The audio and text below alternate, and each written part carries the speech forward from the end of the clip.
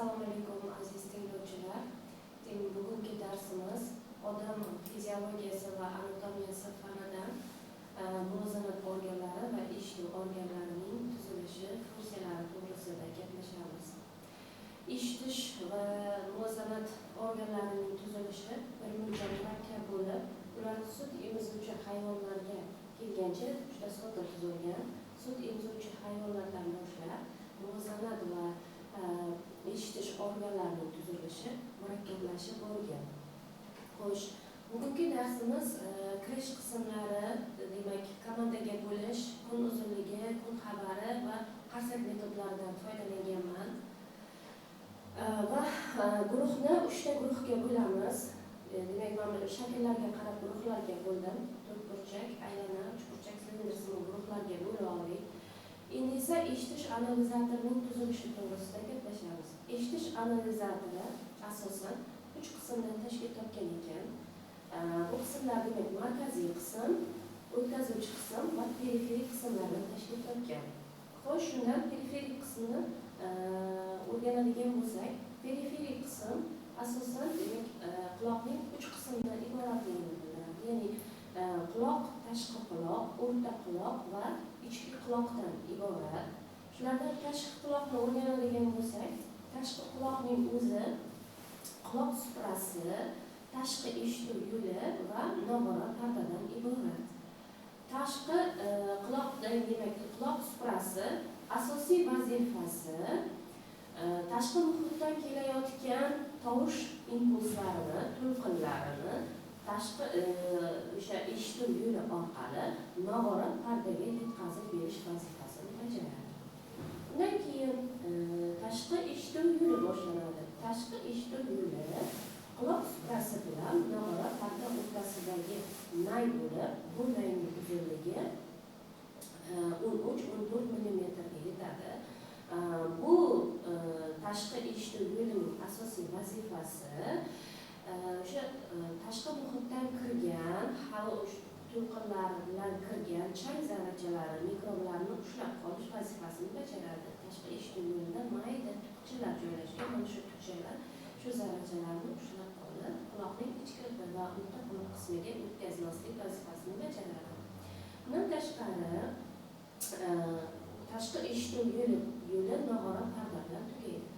Nog'ora parda 0,1 mm qalinlikdagi yupqa parda bo'lib, asosan bu yerda tovush to'lqinlari o'sha urilishi oqibatida nog'ora parda demak o'sha pardada o'tkaziladi. Undan tashqari o'rta quloq ham bolg'acha, sandon, o'zangi kabi eshitish suyakchalaridan tashkil topgan. Bu eshitish suyakchalari tashqi muhitdan kelayotgan tovush to'lqinlari ta'sirida judayam katta tezlikda harakatlanadi va mana shu harakatlanishi oqibatida tovush to'lqinlari paydo bo'ladi. Endi o'rta quloqda bundan tashqari yana Yevstaxiyev nayi joylashgan. Yevstaxiyev nayi 23-25 mm atrofida bo'lib, asosan burun halqum yo'lini tutashtiruvchi nay hisoblanadi. Bu nay asosan burundagi va quloqdagi bosimni bir me'yorda ushlab turish vazifasini bajaradi. Ya'ni o'sha burnimizdagi bosim oshib ketadigan bo'lsa, shamollash yoki boshqa allergik nimalarda burunda bosim oshib ketib, burun nafas yo'llarida bosim oshishi tufayli halqum yo'lidan quloqqa o'tadi va quloqda ham bosim oshadi. Natijada quloq burun yo'llarida o'sha bosim ortishi tufayli juda ham ko'p nojo'ya ta'sirlar ko'rsatishi mumkin ekan. Undan keyin ichki quloqqa o'tamiz. Ichki quloq ham o'z navbatida ikkiga bo'linadi. Ular demak dahlizi bor va o'sha dahlizning ichida yarim doira naychalari va chig'anoq joylashgan. Chig'anoq o'zi ham bir necha qismlardan iborat bo'ladi. Asosan chig'anoqda parda perilimfa suyuqligi, indolimfa suyuqligi joylashgan. Bu suyuqliklar asosan parda, labirintda va suyak labirintida joylashgan. Suyak labirinti va parda labirinti o'rtasida endolimfa perilimfa suyuqligi joylashgan. Suyak labirintining o'zining ichida esa endolimfa suyuqligi joylashgan bo'ladi.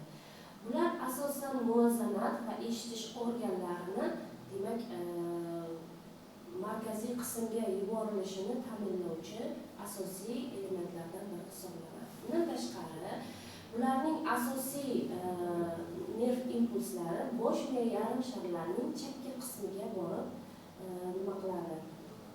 O'rnashadi. Bundan tashqari, demak, tashqi quloq, o'rta quloq, mana bu yerda ichki quloqlar berilgan.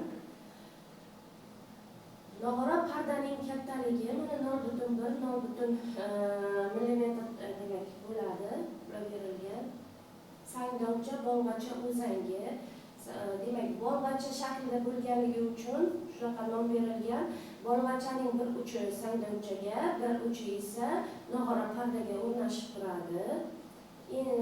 Sangdonning esa bir uchi demak botib kiradi bolg'achaga, bir uchi esa o'zangiga o'rnashib. O'zangi esa sangdondan boshlanib ikkita og'ir teshikni yopib turuvchi pardaga o'rnashib turadi. Endi Yevstaxiyev nayi esa mana kengligi 7 mm bo'ladi. Halqumdan demak nog'ora parda bo'shlig'igacha demak havoni o'tkazish vazifasini bajaradi. Tog'ay qismdan tashkil topgan bo'ladi.